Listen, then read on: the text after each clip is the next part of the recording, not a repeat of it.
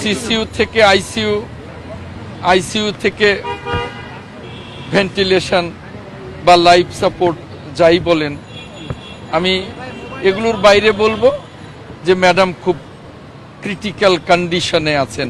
আমি এর বাইরে অন্য কিছু বলতে চাই না, শুধু ম্যাডামের জন্য জাতির কাছে দোয়া চাই। কালকে গভীর রাত থেকে ম্যাডাম খুব ক্রিটিক্যাল কন্ডিশনেই চলে গেছেন, ফাইট করছেন তিনি আমাদের মাঝে ফিরে আসার জন্য।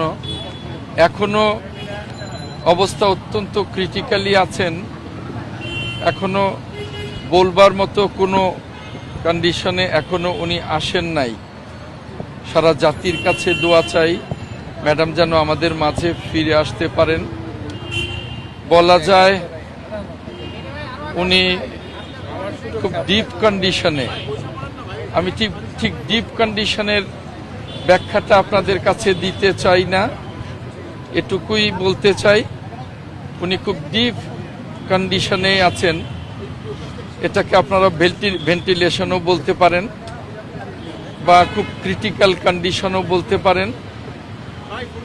এই মুহূর্তে সারা জাতির কাছে দোয়া চাওয়া ছাড়া আর কিছু বলার নেই।